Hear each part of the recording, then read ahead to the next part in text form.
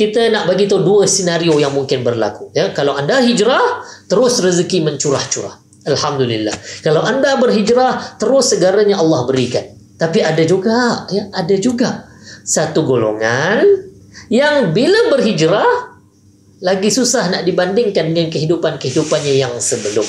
Jadi golongan ini yang kita nak bercerita.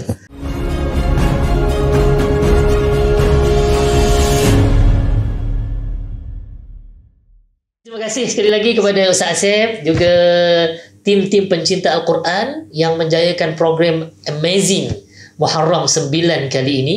Dan saya mengambil kesempatan ini nak mengucapkan jutaan ataupun tinggi-tinggi terima kasih kepada anda yang sudi menjemput saya. Kalau kita tengok barisan panel, subhanallah, saya ni sepatutnya tak tersenarai dalam senarai-senarai hebat tu. Tapi mungkin ini peluang ataupun mungkin juga ada sedikit hikmah ataupun sedikit kebaikan yang saya doa banyak-banyak. Mudah-mudahan dengan adanya saya dekat sini membantu, ya. Kalau tak banyak pun sikit ada, bantu untuk kita sama-sama bermotivasi, untuk kita sama-sama lagi terpanggil. Mudah-mudahan hijrah kita ini hijrah yang datangnya dengan hati yang terikat dahulu sebelum perbuatan. Kita berhijrah dengan hati yang telah disimpul mati. Maksudnya hati saya, hati anda, hati seluruh pemuda yang nak berhijrah, seluruh mereka yang ingin kembali kepada Allah. Kita hijrah hati dahulu sebelum kita hijrah jasadiyah, sebelum kita hijrah perbuatan kita, insya-Allah. Dan antara yang kita nak kongsi lah, mungkin ramai yang tertanya-tanya, siapalah yang sedang bercakap ni, ya. Okey, nama saya Aidil Fazli bin Misran. Kalau di Malaysia, ya, kami memang pakai ataupun gunakan bin dan binti tu untuk membezakan nama sendiri dan nama ayahanda kita. Jadi nama saya Aidil Fazli, ada dua. Ayah saya Misran bin Misran. Umur dah tua dah sebenarnya, 38 tahun, berkeluarga, dan Alhamdulillah Allah kurniakan 4 orang cahaya mata, 2 lelaki, 2 perempuan. Dan yang lelaki itu Allah kurniakan istimewa sedikit, dikenali sebagai Ar-Rayyan. Allah kurniakan dia, kami kategorikan sebagai anak istimewa, insya-Allah. Istimewa beliau adalah autisme, yang mana saya rasa syukur dalam ramai-ramai manusia, dalam ramai orang Allah kurniakan saya, juga saya percaya ibu bapa yang mungkin Allah kurniakan dengan kurniaan yang sama. Jadi itu sedikit tentang keluarga saya, menetap di Kuala Lumpur, Malaysia, tapi sering juga ke Indonesia sebelum Covid ni. Dan saya berterima kasih kepada penganjur, juga sahabat-sahabat Indonesia yang walaupun kita terpisah jauh, ya, tapi kita sentiasa rapat. Dan syukur pada Allah Azza wa Jal, dengan teknologi yang ada hari ini, kita makin dekat, ya. Kita boleh nampak, yang tak boleh sentuh je. Manalah tahu satu hari nanti kita mungkin boleh bersentuhan. Dan kita doa pada Allah Subhanahu wa taala, moga-moga jarak ini yang merapatkan, jarak ini yang mendekatkan. Dekat kepada siapa? Dekat dengan hijrah, dekat dengan perubahan yang kita tidak lain tidak bukan harapkan perubahan itu hanya untuk mencari redha Allah Azza wa Jalla. Jadi kita nak bercerita lah hari ini, ya, bermotivasi kita ini, insya-Allah, tentang hijrah. Satu, sebenarnya kalau nak cerita hijrah ni banyak kita nak ceritakan. Saya sendiri, ya, nak kata berhijrah sangat tu tak lagi. Saya sendiri masih dalam proses. Saya sendiri masih harapkan bantuan anda-anda semua, rakan-rakan semua, sahabat-sahabat semua, keluarga semua, untuk bagi semangat dekat saya. Sebab hijrah ni dia perlukan satu perkataan yang kita panggil konsistensi ataupun istiqamah. Itu yang susah sebenarnya. Nak berhijrah untuk sekali ke masjid, untuk berbuat baik, mudah. Tapi untuk meneruskan perbuatan itu secara konsisten, secara istiqamah, itu adalah ujian. Dan ujian itu boleh sama-sama kita hadapi, sama-sama kita lawan ujian tersebut dengan berganding bahu. Jadi terima kasih sekali lagi kepada tim Amazing Muharram. Apa yang anda buat ini dah bertepatan sangat dengan hijrah Rasul sallallahu alaihi wasallam. Kalau kita tengok sejarah Nabi sallallahu alaihi wasallam, Nabi tidak berhijrah sendirian. Perbuatan Nabi, keluarnya Nabi itu dengan Abu Bakar. Tapi kita perlu ingat, ada jemaah-jemaah Nabi yang telah pun ke Madinah Al-Munawwarah, membentuk kumpulan, membentuk pasukan, dan akhirnya membentuk daulah yang dicintai oleh Allah Azza wa Jal. Bila sebut Madinah Al-Munawwarah, dulu tempat belajarnya saya di Yaman. Yaman hari ini saya Alhamdulillah kurang lebih 6 tahun di Yaman. Sempat juga Alhamdulillah sambil-sambil di Yaman mengkhatamkan Al-Quran 30 juzuk. Dan dengan ilmu yang sedikit itu kita bawa balik ke Malaysia. Alhamdulillah memperjuangkan satu wadah tentang anak-anak autisme. Alhamdulillah Allah datangkan saya anak autisme. Maka dengan semangat itu saya berterima kasih pada Allah bahawasanya saya pegang satu prinsip, anak-anak autisme ini juga perlukan agama. Anak-anak autisme ini perlu kembali kepada Tuhan. Sebab kalau mereka ini kenal Tuhan, mereka ini ada agama, mereka akan lebih baik daripada kita yang normal ini. Ataupun mereka akan lebih istiqamah nak berbandingkan kita yang biasa-biasa. Sebab kalau mungkin di Indonesia lain caranya, di Malaysia Alhamdulillah kita lihat kalau anak-anak autisme ni terapinya pelbagai. Tapi bila saya kembali, macam mana agaknya untuk terapi, pasti sebab kita tahu Quran tak pernah cacat, Quran tak pernah kurang, Nabi tak pernah kurang memberitahukan sesuatu kepada hamba-Nya. Cuma yang kurang kita ni, kita kurang bertadabbur, kita kurang melihat. Jadi kita selak, kita cari, dan Alhamdulillah dengan hasil tadabbur kita yang sedikit itu dapat kita fahami sebenarnya kalau antara terapi yang kita gunakan adalah terapi ruqyah. Tanpa kita sedari, adik-adik yang dirahmati Allah, saudara-saudara, sahabat-sahabat sekalian, ubat penenang jiwa. Sebab kita anak-anak autism ni dia terdedah dengan tantrum, terdedah dengan rasa nak marah, terdedah dengan rasa hilang kawalan. Kalau kita lihat terapi-terapi barat, mereka akan segera campakkan ataupun mereka akan segera perdengarkan muzik. Mereka pilih muzik-muzik yang tenang, mereka pilih muzik-muzik yang mendamaikan. Dan tanpa kita sedari, subhanallah, masya Allah, muzik yang paling mendamaikan adalah bacaan-bacaan Al-Quran. Muzik yang paling menenangkan adalah bacaan-bacaan ruqyah. Dan Alhamdulillah, saya cuba dekat anak saya sendiri, Ar-Rayyan yang hari ini Alhamdulillah umur 9 tahun. Di awal-awal usia, dia susah nak bercakap dengan saya. Kalau nak cakap, mata eye contact tu tak ada. Tapi Alhamdulillah hari ini dah seolah-olah dah banyak dah yang baiknya. Dah banyak dah yang berubahnya. Hasil daripada terapi Al-Quran yang kita terapkan. Yakin dengan terapi tersebut, keberjayaan terapi tersebut, maka saya buka satu sekolah dan Alhamdulillah, Alhamdulillah, dah ramai pelajar-pelajar kita yang mula sedar. Terapi yang paling baik adalah terapi yang dibawakan oleh baginda Rasul sallallahu alaihi wasallam. Yang belum berselawat, ayo kita berselawat kepada baginda Nabi sallallahu alaihi wasallam. Kenapa Subhanallah. Itu baru satu contoh. Anak-anak autism ni bila dengar Al-Quran, daripada nak marah, daripada nak ketuk dinding, daripada nak ke sana, nak ke sini, daripada rasa tak selesa, mereka terus seolah-olah macam ada ubat penenang jiwa dekat situ. Dan andai masih mendengar Al-Quran itu tidak cukup, kita tambah lagi dengan satu terapi yang kita panggil terapi wudu. Kita tahu obat yang paling baik untuk orang yang sedang marah, Nabi kata kalau berdiri, duduklah. Kalau duduk, baringlah. Dan kalau ada waktu itu berpeluang untuk mengambil wudu, untuk mengambil air, kerana Nabi kata apa? Syaitan itu lawannya air, dan air yang terbaik antaranya adalah air wudu. Kami yang untuk yang biasa-biasanya di Malaysia kami panggil marhain, rakyat-rakyat yang kelas bawahan ini, yang rumahnya tidak ada swimming pool, rumahnya yang mungkin tak tahu mana kita nak letakkan anak-anak autisme ini, maka terapi yang paling baik adalah terapi wudu. Sebab tu sebelum masuk sekolah, di sekolah kami sendiri, antara perkara yang wajib adalah mengambil wudu, terapi wudu. Itu saya cadangkanlah. Kalau kita kembali kepada sunnah, kita kembali ikut Rasulullah, tidak ada kepincangan dalam hidup kita. Kalau kita kembali ikut apa yang baginda Rasul ajar, tidak akan ada kekurangan dalam hidup kita. Yang akan kita lihat insya Allah kegemilangan dan kegemerlapan. kejayaan-kejayaan yang Allah bakal bagi. Jadi itu antara mungkin sikit lah yang boleh kita kongsi. Adik-adik yang mungkin, yang kita normal-normal ni, bukan untuk anak autism je, kalau marah tu, segera-segerakanlah ambil wuduk.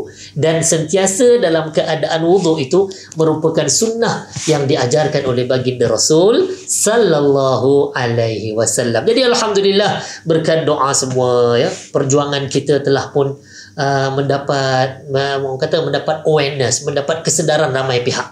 Hasil daripada usaha yang tak pernah lelah, usaha yang tak pernah tahu penat dan lelah, pahit segala jerih, perih, segalalah kami tanggung, kami tahan.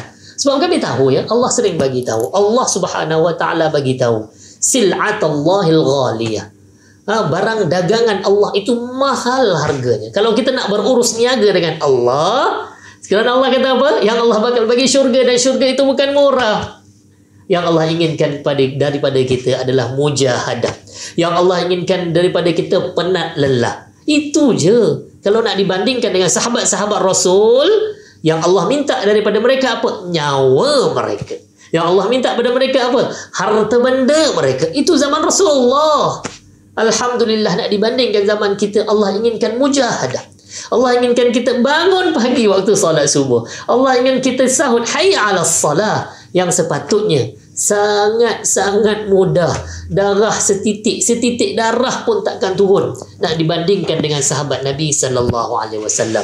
Jadi alhamdulillah, hari ini di Malaysia dah makin berkembang, ya, tentang awareness kepada anak-anak autisme yang menggunakan terapi Al-Quran. Sahabat-sahabat saya juga dah makin ramai, dah makin berkembang, dan kita doa pada Allah. Saya pohon doa sahabat-sahabat di Indonesia, di mana saja anda berada, moga golongan-golongan istimewa ini kita mengambil kesempatan. Boleh tak kita pakai perkataan mengambil kesempatan?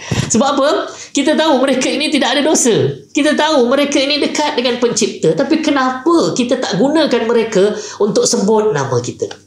Kenapa kita tak gunakan mereka untuk doakan kita? Jadi yang mungkin ada anak autisme waktu ini, gunakan peluang ini sebaik mungkin. Ajar mereka sebut nama kita dalam doa mereka.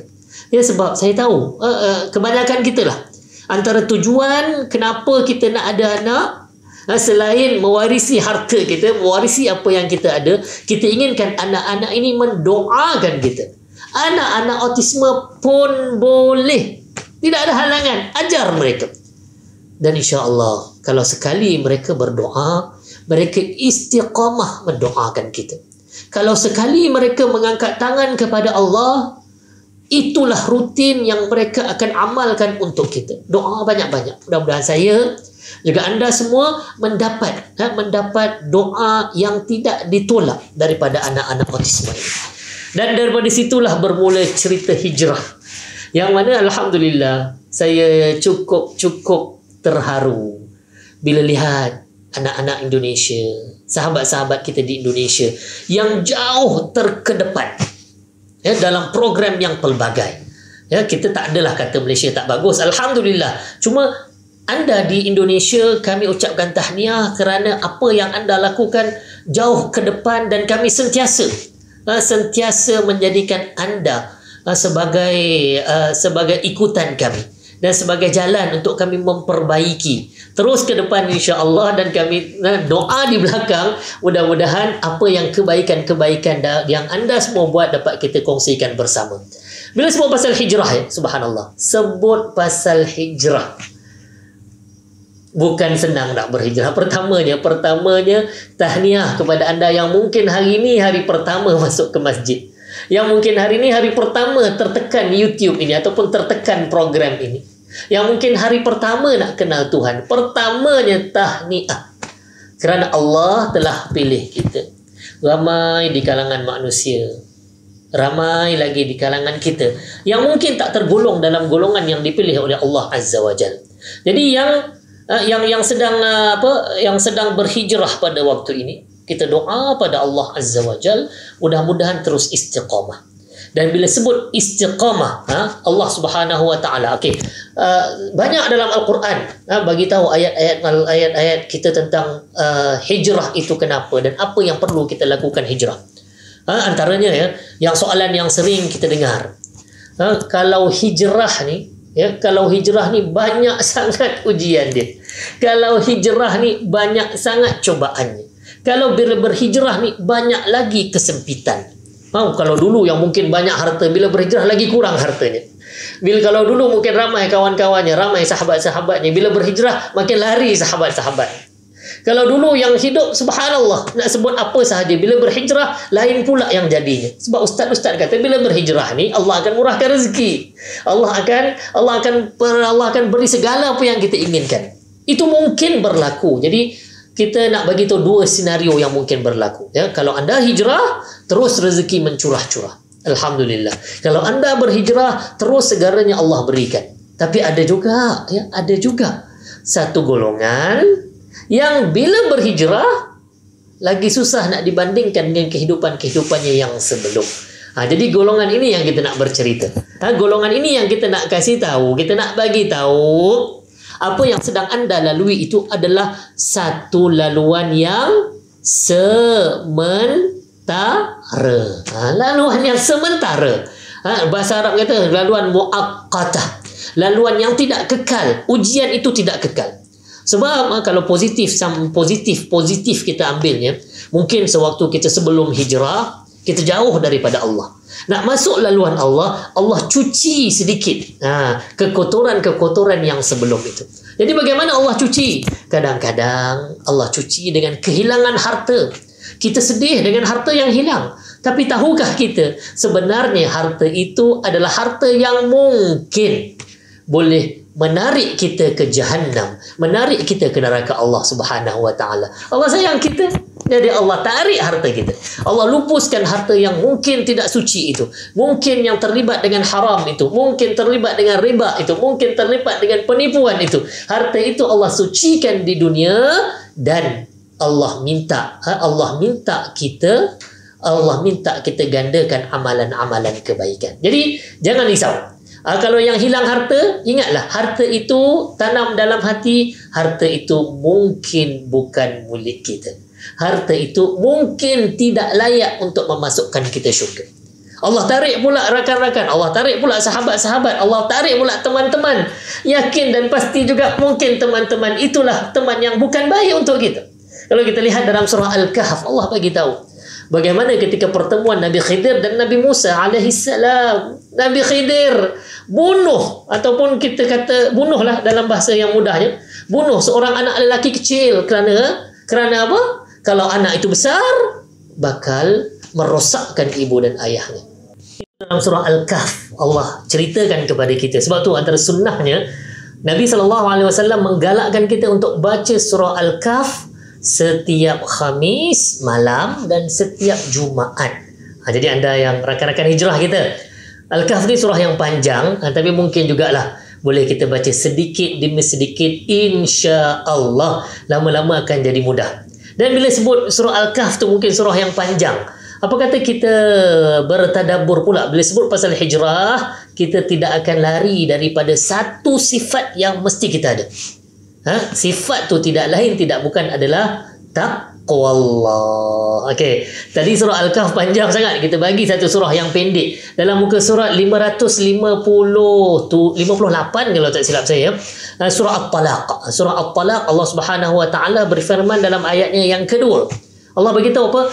Wa man yattaqillah yaj'al lahu makhraja. Siapa yang bertakwa kepada Allah, Allah letakkan jalan keluar. Dan saya rasa ayat ni mungkin dah ramai yang hafal dalam surah At-Talaq. Cuma yang kita menariknya, kita nak kongsi dekat sini, kenapa Allah letakkan ayat sedemikian besarnya, ayat sedemikian hebatnya dalam satu surah yang namanya surah penceraian, At-Talaq, surah bercerai. Perkara yang halal, aghdabul halal indallah, perkara yang Allah suka, perkara yang halal tapi Allah tak suka. Halal adalah bercerai, tapi Allah sangat tidak menyukai perkara tersebut. Talaq, bercerai. Dalam surah bercerai itu ada satu ayat yang hari ini dekat Malaysia, dekat sana wallahu alam, orang panggil ayat 1000 dinar. ayat 1000 dinar, tapi tak tahulah. Ada yang betul-betul berjaya, alhamdulillah dapat 1000 dinar ni, tapi yang perlu kita ambil poinnya adalah yang bertakwa kepada Allah, Allah letakkan jalan keluar.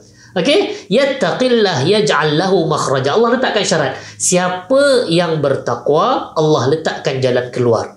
Dalam surah At-Talaq.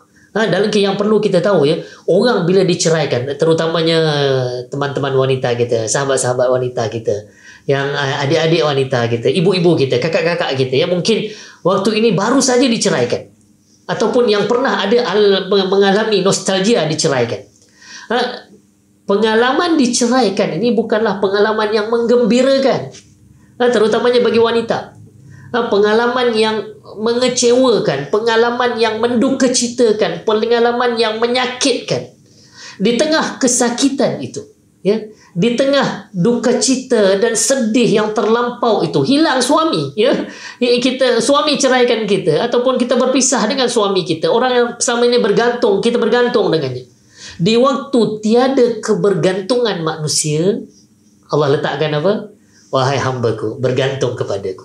Wahai hambaku, kembalilah kepadaku. Allah letak jaminan. Yang mana dalam situasi yang sangat susah, dan saya rasa pemuda hijrah kita, adik-adik kita yang sedang berhijrah, mungkin berada di dalam waktu yang sama, dalam perasaan yang sama, kesukaran yang sama, kesedihan yang sama. Waktu itu, Allah kata apa? Kembalilah kepadaku. Wa man yattaqillah yaj'al lahu makhraja. Bertakwalah kepada Allah. Bertakwa yang macam mana? Simple je. Kita ambil mudah. Tinggalkan perkara yang dilarang. Tinggalkan perkara yang dilarang, segera buat kebaikan. Untuk permulaan yang pertama ni, ya. Kita belum cerita pasal tahajud lagi. Kita belum cerita pasal qiyamul lail lagi. Kita belum bercerita pasal infak yang banyak-banyak lagi. Kita ambil perkara basic. Yang baru berhijrah ni, pastikan solat dulu. Solat macam mana? Ni kadang-kadang ya, adik-adik hijrah kita, dia malu nak bertanya. Hari ni dah macam-macam dalam, kalau malu nak tanya ustaz, malu nak tanya pembimbing, dalam YouTube ada. Tolong, itu perkara asas. Bertakwa kepada Allah, sekecil-kecil definisi adalah yang membuat kepada kebaikan, menghalang kepada kejahatan, ataupun menjauhi kemungkaran. Itu antara definisi takwa. Nak Allah selesaikan segala masalah kita pada hari ini, maka bertakwalah kepada Allah. Makhraja. Apa makna makhraja?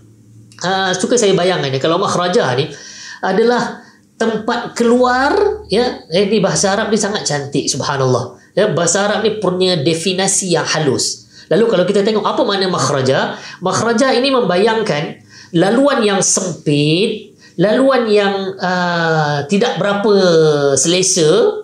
Di hujungnya, kalau kita berada di dalam laluan tersebut, maka laluan itu akan membawa kepada jalan keluar. Sama macam situasi kita hari ini. Kita mungkin berada di dalam jalan yang sempit. Kita tak tahu apa nak buat. Maka buatlah apa yang Allah suruh dulu. Buatlah apa yang Allah suruh dulu. Allah suruh apa? Allah suruh bernikah. Maka segerakan nikah. Dan pesan kepada ibu dan ayah, tolong jangan letak tinggi-tinggi maharnya. Kerana anak-anak hari ini memang kurang pendapatannya. Ya, segerakan bernikah untuk elakkan zina. Segerakan mencari rezeki yang halal untuk kita mengelakkan daripada kecurian demi kecurian. Bertakwalah kamu kepada Allah, yaj'al lahu makhraja wa yarzuqhu min haitsu la yahtasib. Ini bonus yang kedua. Surah At-Talaq Allah kasih tahu. Allah bagi tahu apa? Yang bertakwa kepada Allah akan Allah bagi apa? Rezeki min haitsu la yahtasib, dari sumber yang tak pernah kita jangka, dari sumber yang tak pernah kita fikir, tak terlintas pun dalam minda kita. Rezeki itu Allah akan bagi. Jadi untuk adik-adik hijrah kita, kita nak bagi tahu antara perkongsian. Balik ni boleh buka surah At-Talaq, muka surat 558, ya, surah ayat yang kedua tadi dan ayat yang kelima juga. Allah Subhanahu wa taala bagi tahu, wa may yattaqillah yukaffir anhu sayyi'atihi wa yu'zim lahu ajra. Allah, yang orang bertakwa ini, Allah akan ampunkan segala dosa-dosa yang lama ni, insya-Allah. Allah ni macam mana mudahnya kita tekan button delete, habis semua. Macam tu juga Allah boleh delete semua dosa-dosa yang pernah kita lakukan. Niat untuk hijrah je, Allah akan bantu. Niat untuk kembali kepada kebaikan, Allah akan bantu. Dan siapa yang dapat bantuan Allah, Allah ada janji tadi. Yarzuqhu min haitsu la yahtasib. Wa man yatawakkal 'ala Allah fa huwa hasbuh. Siapa yang bertawakal kepada Allah, cukup Allah bagi dia. Cukup. Buatlah adik-adik, buatlah saudara-saudaraku, buatlah teman-teman. Kerana yang bertakwa kepada Allah, mereka akan dapat ganjaran daripada sumber yang tak pernah dijangka, sumber yang tak pernah kita sangka. Kita bantu Allah dan Allah bantu kita. Dan yang terakhir untuk kita kongsikan pada waktu ini adalah Allahu la ilaha illahu wa 'ala Allahi falyatawakkalul mu'minun. Dalam surah At-Taghabun, surah yang sebelah dia je. Tadi kita bercerita surah At-Talaq, surah yang sebelah dia muka surat 557. Allah kata apa? Allah hanya satu-satunya Tuhan. Allah hanya esanya Tuhan, tidak ada Tuhan selain Allah. Wa 'ala Allahi falyatawakkalul mu'minun. Maka kepada Allah lah, hanya kepada Allah lah orang-orang mukmin itu bertawakal. Dan untuk kita lebih tenang jiwa, sama-sama kita bertawakal kepada Allah Azza wa Jal. Banyakkan tawakal, kerana dengan tawakal itulah Allah akan bantu selesai segala masalah kita. Bila Allah datangkan masalah, sebenarnya untuk apa? Bukan Allah ingin kita selesaikan. Allah cuma ingin kita kembali kepada Allah. Allah rindu untuk kita kembali kepadanya. Allah rindu untuk kita sujud dan minta kepadanya. Allah rindu, ya, kalau bahasa Indonesia mungkin kangen, ya kan? Allah kangen untuk kita sujud, untuk kita minta ampun, untuk kita bertaubat. Sebab selama hari ini mungkin kita tak kenal masjid. Selama hari ini mungkin kita tak kenal apa itu sujud pada Tuhan. Waktu ini Allah panggil, Allah datangkan rasa ingin hijrah, sebab Allah rindu kepada kita. Dan bayangkanlah, Allah dah bagi tahu dalam hadis qudsi, Allah bagi tahu, wahai hambaku, kalau kamu berjalan kepadaku, aku berlari mendapatkanmu. Wahai hambaku, ya, wahai hambaku, kalau satu gunung dosa yang kamu lakukan, satu gunung lagi kemaafan yang akan kuberikan. Wahai hambaku, la tayasu, jangan kamu putus asa daripada rahmat Allah. Wahai hambaku, kita kena tahu yang Allah sangat merindui kita. Jadi yang dah lepas, ya, jangan sesekali kita buka. Segala aib, segala kesilapan, segala kesalahan yang lalu, biarkan berlalu. Pandang depan, sebab Allah yakin, Allah sayang, dan Allah ingin kita terus berada di landasan perubahan. Jadi yang terakhir daripada saya, untuk terus istiqamah, jangan sesekali tinggalkan majlis ilmu. Kalau tak sempat untuk ke majlis ilmu, medsos kita sentiasa penuh dengan ustaz-ustaz yang sentiasa memberikan ilmu. Dan bila dapat ilmu, jangan malu untuk bertanya. InsyaAllah, itu antara perkara yang perlu kita amalkan untuk kita terus istiqamah, sentiasa berhijrah, dan insyaAllah, kita bantu Allah, Allah akan bantu kita. Kita buka jalan untuk mendapatkan Allah. Allah buka banyak jalan untuk memberi ruang kepada kita. Allah sangat sayangkan hambanya. Allah sangat sayang hamba yang merinduinya. Mudah-mudahan, moga-moga kita doa pada Allah Azza wa Jal, dengan hijrah ini Allah pandang kita, Allah letakkan kita di kalangan hamba-hambanya yang diampunkan. Terima kasih banyak-banyak. Fajazakumullah khairan katsira. Terima kasih kepada Ustaz Asep sekali lagi. Terima kasih kepada anda semua. Terima kasih. Mudah-mudahan dengan perkongsian ini Allah letakkan kita di kalangan mereka yang diampunkan oleh Allah Azza wa Jal. Billah taufiq hidayah. Assalamualaikum warahmatullahi wabarakatuh.